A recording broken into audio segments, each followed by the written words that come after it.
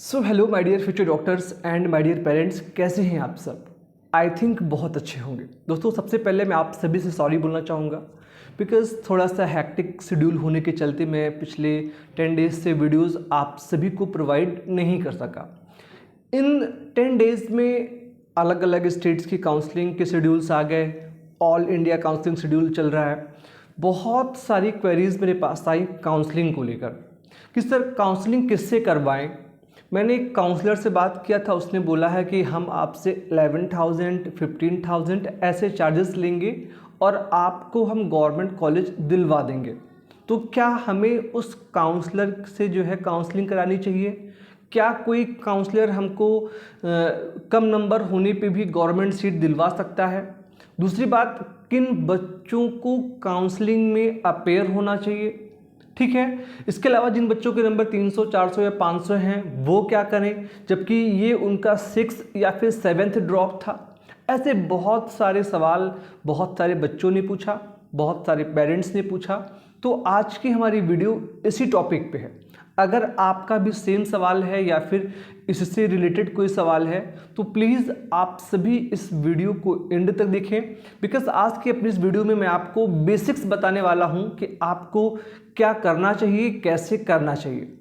सबसे पहले एक बात समझिए कि कोई भी व्यक्ति, कोई भी काउंसलर आपको कम नंबर होने पे एमबीबीएस सीट नहीं दिलवा सकता है। एक गवर्नमेंट सीट की बात मैं कर रहा हूँ। वो जो आपसे 11,000 15,000 चार्ज कर रहा है वो सिर्फ और सिर्फ आपको बेवकूफ़ बना रहा है। ठीक है। अब किन बच्चों को गवर्नमेंट एमबीबीएस सीट मिल सकती है?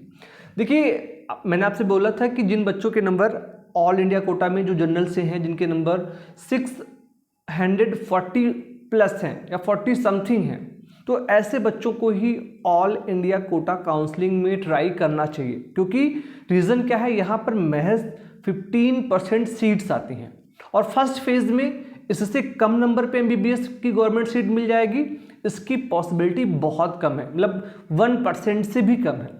और सेम चीज़ बीडीएस के लिए भी अप्लाई होता है। तो फर्स्ट फेज काउंसलिंग में जिन बच्चों के नंबर 640 या उससे अधिक हैं, जनरल के, ओबीसी के या फिर जो है ईडब्ल्यूएस के, और अगर 630 या 600 प्लस हैं और आप एससी या एसटी कैटेगरी के बच्चे हैं तो आप ट्राई करिएगा। मतलब इससे कम में तो ऑल इंडिया कोटा पे एमबीबीएस मिलने की पॉसिबिलिटी बेहद कम है फर्स्ट फेज काउंसलिंग में। हाँ, जब फर्स्ट फेज काउंसलिंग का रिजल्ट आ जाएगा तो आपको एक बेसिक रोड मैप मिल जाएगा कि अगर फर्स्ट फेज काउंसलिंग में किसी बच्चे को 635 पे गवर्नमेंट सीट मिली है या 640 पे गवर्नमेंट सीट मिली है तो स्ट्रॉन्ग पॉसिबिलिटी है सेकेंड फेज में ये नंबर घट के 630, 25 ऐसे आ सकता है। तो अभी फर्स्ट फेज में आप वेट करिए, ठीक है। सेकेंड फेज में ट्राई करिएगा अगर आपके नंबर 640 से कम है। ठीक है। 640 किन बच्चों के लिए? जो ओबीसी हैं, जनरल हैं या फिर ईडब्ल्यूएस होल्डर हैं। और एक बात और समझिएगा, 630-35 वालों को स्टेट कोटा में मिलने की पॉसिबिलिटी ज़्यादा है compare to all India quota. ठीक है। काउंसलर कुछ भी बोल दे, ये कर दे, वो कर दे, भाई कैसे कर दोगे यार? कट ऑफ से बाहर से ले आओगे? जो कट ऑफ एमसीसी डिसाइड करती है आपके नंबर्स के अकॉर्डिंग, आपकी ऑल इंडिया कोटा रैंक के अकॉर्डिंग, आपके कैटेगरी रैंक के अकॉर्डिंग, उसी पे आपको एमबीबीएस सीट मिलती है। सिर्फ कॉलेज सेलेक्ट कर लेने से एमबीबीएस नहीं मिलेगी। पहले तो आपके नंबर अच्छे होने चाहिए, फिर आपकी रैंक अच्छी होनी चाहिए, और रैंक के अकॉर्डिंग ही एमसीसी जो है वो डिसाइड करेगा कि आपको किस कॉलेज में एडमिशन मिलेगा। ये बात समझिएगा। अब मेरे से कुछ बच्चों ने पूछा कि सर जो है कुछ दिन पहले, मतलब 2-3 साल पहले मोदी जी ने बोला था 2019 में कि सर बहुत सारी सीटें हैं प्राइवेट की जिनकी फीस गवर्नमेंट कॉलेज की जितनी होगी। तो भैया ये सिर्फ अफवाह है, निकाल दो दिमाग से ये वहम। मोदी जी प्राइम मिनिस्टर हैं, उन्होंने जो फेंका था इसलिए मैंने उससे निकल गया।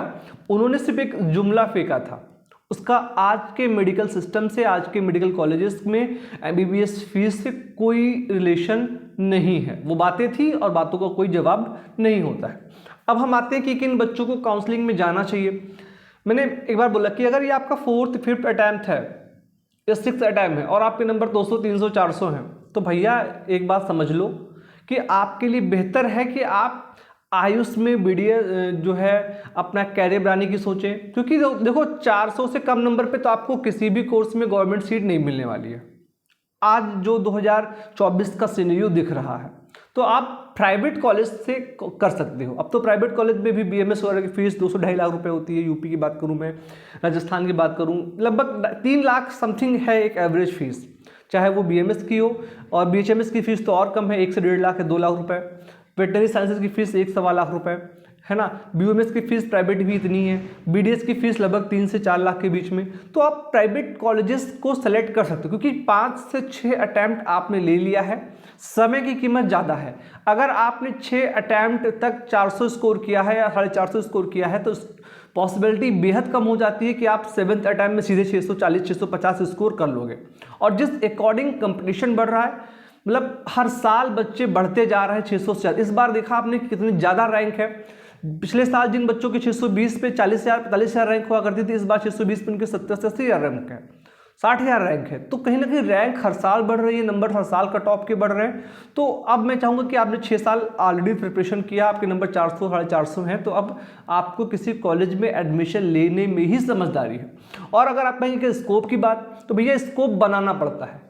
हजारों ऐसे एमबीबीएस डॉक्टर हैं जिनकी इनकम महीने की 40 से 50,000 रुपए है, और हजारों ऐसे डॉक्टर्स हैं जो आयुष करके, वेटनरी करके आज लाखों रुपए कमा रहे हैं, या उनकी एक अच्छी खासी जो है फैन फॉलोइंग है, उनके अच्छे पेशेंट्स हैं। तो आप पैसे पे ना जाके नॉलेज गेन करिए, और नॉलेज गेन करने के साथ में प्रैक्टिकल में अपने आप को जो है परफेक्ट बनाइए। एक पेशेंट को आपसे उम्मीद होती है कि वो आपसे अच्छा इलाज चाहे।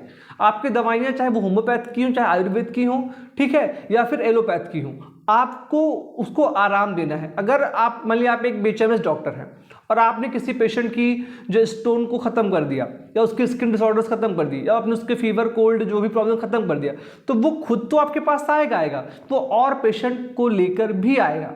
अब रही बात प्राइवेट एमबीबीएस, बहुत से बच्चे मुझे पूछते हैं सर करें कि ना करें, तो मैं आपसे एक ही बात बोलूँगा, अगर आपके पास पैसा है, पैसा बेशुमार है, तब तो आप प्राइवेट एमबीबीएस के लिए जाइए, क्योंकि ऑन एन एवरेज कम से कम भारत के किसी भी स्टेट से आप करें 70 से 80 लाख रुपए लग ही जाना है। जो 6-7 लाख फीस शो करते हैं ना, वो भी आपसे 5 साल में लगभग 40 से 45 लाख रुपए ले लेते हैं, प्लस हॉस्टल प्लस आपका पर्सनल खर्चा कुल मिला के 50 से 60 लाख या 70 लाख रुपए पहुंच जाता है। तो 70 लाख अगर आपका बजट है, मतलब बजट 1 करोड़ प्लस का है, तो आप 70 लाख वाला कॉलेज लीजिए और उससे एमबीबीएस करिए, बजाय इससे कि भाई मुझे लगता है कि अगर आप 1 करोड़ रुपए लगाने से अच्छा है कि आपने एक कोई कोर्स कर लिया बीएमएस या कोई भी, और आपने 50 लाख की बिल्डिंग बनवा ली, हॉस्पिटल के अरेंजमेंट कर लिए, तो आपको बहुत सारे एमबीबीएस डॉक्टर्स मिल जाएंगे जो आपके साथ जो है कोलैबोरेशन कर लेंगे, और आप उसी पैसे से आप लोगों को दे सकते हैं, आप अपने खुद के हॉस्पिटल को रन कर सकते हैं और अच्छी अर्निंग कर सकते हैं, अच्छा फ्यूचर सेट कर सकते हैं। क्योंकि आफ्टर एमबीबीएस 70 लाख 80 लाख 1 करोड़ कमाने में भी आपको थोड़ा टाइम देना पड़ेगा, और जिस अकॉर्डिंग महंगाई बढ़ रही है, 1 करोड़ का अगर इंटरेस्ट काउंट करें ना, तो भी आप मिनिमम अगर एफडी करते हैं तो आप 7% पाते हैं, तो भी आपको जो है 7 लाख रुपए तो एनुअल आपको एफडी का चार्जेस मिल जाते हैं, इंटरेस्ट मिल जाता है। मतलब 5 सालों में लगभग 35 लाख रुपए, मतलब जो आपका अमाउंट 1 करोड़ था वो 1 करोड़ 35 लाख हो जाएगा। तो समझदारी इसी में है कि जो भी कोर्स करें वो सोच समझ के करें, अपने पोटेंशियल अपने बजट के अकॉर्डिंग करें, किसी काउंसलर किसी भी मतलब व्यक्ति की बातों में ना आए जो आपको उससे मिसगाइड करे। काउंसलर को आपसे सिर्फ पैसा चाहिए, 10,000 15,000 20,000 उसकी फीस वो मिल जाएगा, उसके बाद आप एमबीबीएस करें, बीडीएस करें, बाड़ा में जाएं, उनको कोई फिक्र नहीं है आपकी, ठीक है। तो इन शॉर्ट मैंने आपको सब कुछ स्टेप बाय स्टेप समझा दिया है। बाकी आप सभी काफ़ी समझदार हैं, और कोई दिक्कत है कोई सवाल है तो उसके लिए आपके लिए कमेंट बॉक्स है, आप कमेंट बॉक्स में अपने कमेंट्स हमें कर सकते हैं, अपने सवाल हमसे पूछ सकते हैं, और हम कोशिश करेंगे कि अब आपको डेली एक वीडियो के माध्यम से गाइड करते रहें, जिससे आप अपनी आगे की जर्नी को स्मूथली जो है रन कर सकें। इस वीडियो में ही आप सभी फ्यूचर डॉक्टर्स ने इस वीडियो को देखा, इसके लिए आप सभी फ्यूचर डॉक्टर्स एवं सभी पेरेंट्स का बहुत बहुत धन्यवाद। Thank you so much. जय हिंद।